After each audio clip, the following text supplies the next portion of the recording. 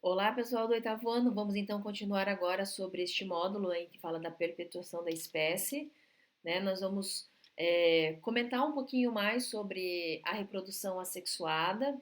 Mais para frente a gente vai falar da reprodução sexuada com mais detalhes também.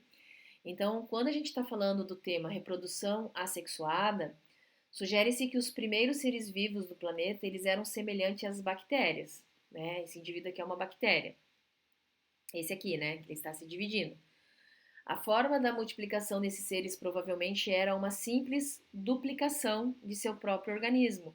Então, olha lá, ó, ele multiplicava, né, aumentava o seu material genético e sofria uma divisão. Então, deste indivíduo, a gente tem dois. Nessa forma de reprodução, os descendentes são idênticos ao organismo que os gerou. Então, esses dois indivíduos vão ter a mesma característica que esse aqui.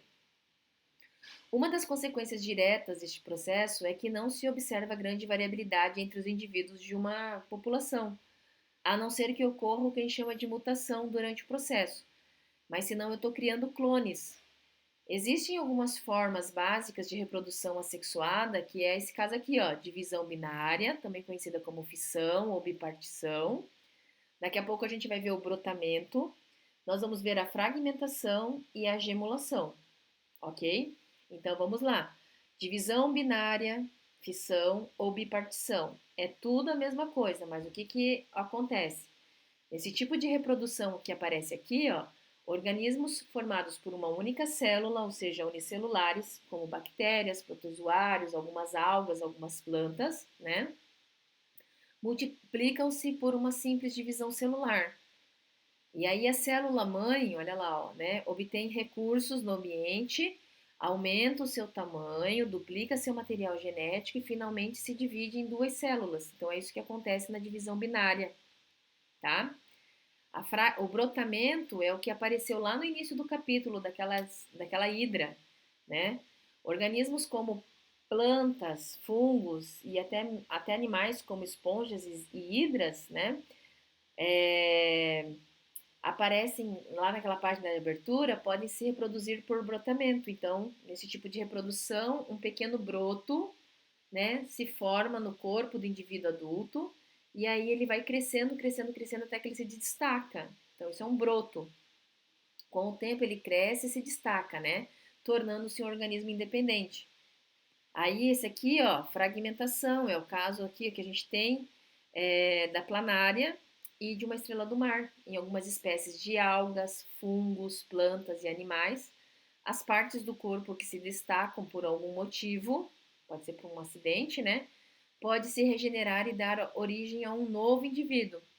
Isso ocorre, por exemplo, com a estrela do mar, quando um dos seus braços se quebra acidentalmente com alguns plateumintos, né? Algumas esponjas. A esse tipo de reprodução assexuada damos o nome então de fragmentação, ok? Olha lá, mais uma representação aqui, ó. Tem uma planária. Se ela cortar isso aqui, ó, essa pequena parte dá origem a uma planária nova.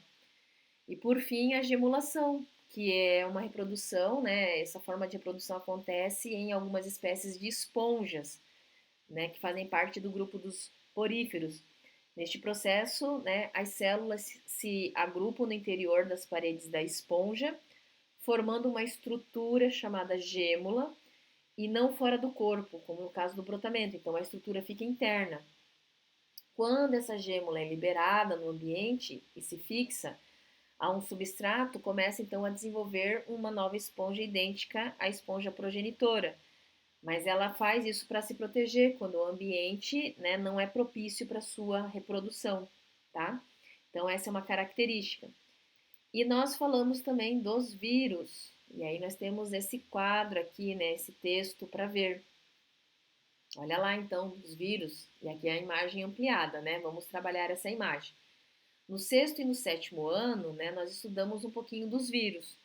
Eles constituem, então, uma exceção entre os seres vivos pelo fato de não apresentarem estrutura celular e só conseguirem, então, se reproduzir quando estão no interior de uma célula, né, de outro ser vivo, que pode ser uma bactéria, que pode ser um fungo, uma planta, um animal, tá? Eles são considerados, está até em destaque aqui, ó, parasitas intracelulares obrigatórios. Eles são sempre muito específicos, né? Vírus que se reproduzem em uma planta não são capazes de se reproduzir em células animais. Vírus de bactérias não se reproduzem em outros seres vivos, né? E assim por diante. Então, eles têm uma certa especificidade. No entanto, a gente tem alguns vírus que podem sofrer mutações e aí permite que eles possam infectar outros grupos de animais, né? Como é o caso do vírus HIV, que é o causador da AIDS, que chegou aí, então aos seres humanos, né? Vindo dos chimpanzés, vindo dos macacos. Mas vamos entender aqui, ó, como que ocorre, então, a reprodução, né, dos vírus. Um bacteriófago, que é um vírus que parasita uma bactéria, injeta o seu material genético, né, nessa célula bacteriana. O material genético do vírus é incorporado ao DNA da bactéria, então o material genético do vírus passa a comandar o metabolismo bacteriano, que é responsável por formar novos vírus, e aí então ele começa a produzir aqui, ó, vários representantezinhos, certo? Até o ponto dessa célula estourar. Os vírus parasitas de plantas e de animais têm mecanismos de replicação semelhantes aos bacteriófagos, em que os vírus, né, comandando o metabolismo da célula, parasitam para formar suas novas cópias. Então a gente tem essa estrutura aqui, ó, introdução, comando do material genético dessa célula para reproduzir mais partezinhas do vírus e aí eles vão se reproduzir, certo? Nós temos aqui, ó, esse mecanismo é utilizado, por exemplo, pelo vírus HIV e pelo HPV, né, que é um vírus que são dois vírus transmitidos sexualmente, nós vamos ver lá na frente, então fiquem tranquilos com relação a isso, tá bom?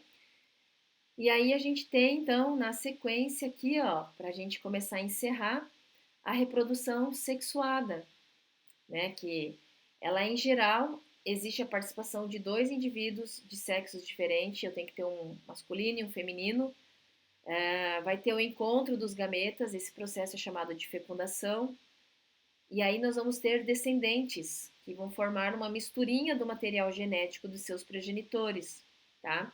Essa combinação de características vai proporcionar uma maior variabilidade, né, dentro de uma população, fator fundamental aí para que as formas mais bem adaptadas às condições ambientais existem, que é aquilo que Charles Darwin falava na seleção natural, né?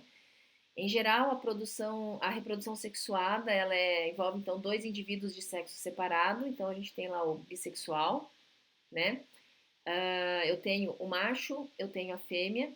Em animais pode ocorrer, né, de um processo reprodutivo sexuado envolver apenas um indivíduo. Aí nós vamos abrir uma exceção mais para frente. Nós vamos falar da partenogênese e do hermafroditismo. Mas isso é uma exceção. Normalmente a reprodução sexuada precisa de dois indivíduos de sexos diferentes, né? No caso da reprodução sexuada em plantas, envolve encontro dos gametas, aí a gente vai estar falando do grão de pólen, que precisa chegar na estrutura feminina e acabar então encontrando o gameta feminino. Né, então tudo isso é importante. Algumas flores, por exemplo, apresentam flores hermafroditas, que vão ter os dois organismos, mas e aí pode ocorrer a autofecundação ou a fecundação autofecundação, ou também chamado de endocruzamento. Só que algumas espécies não gostam de se autofecundar porque isso não dá variabilidade genética, tá? Então eles preferem fazer aquele cruzamento, aquela fecundação cruzada, tá? E para encerrar, nós temos aqui, ó, os descendentes frutos da reprodução sexuada. São sempre diferentes entre si? Não. A gente vai ver o caso dos gêmeos, né? A resposta é nem sempre. Em alguns casos, mesmo na reprodução sexuada, podem se formar indivíduos praticamente idênticos, como os gêmeos univitelinos, também chamados de monozigóticos ou idênticos. Eles são formados a partir da mesma célula ovo. Então, depois do encontro dos gametas, surge uma célula inicial, chamada de célula ovo ou de zigoto. né? E aí o que que acontece? Essa célula se divide em duas células idênticas. E aí cada nova divisão vai formar um novo indivíduo. São geneticamente idênticos, mas pela interação com o ambiente e outros fatores podem aparecer algumas diferenças entre eles. Se a gente separar dois gêmeos e criarem em países diferentes, em que a exposição do sol é diferente, a cor da pele vai mudar. Quem tiver mais exposto ao sol tende a ficar com uma pele mais escura. Quem está numa região onde não tem tanta intensidade do sol, a pele é mais clara. Corte de cabelos podem ser diferentes e assim por diante, né? Então existe essa diferença.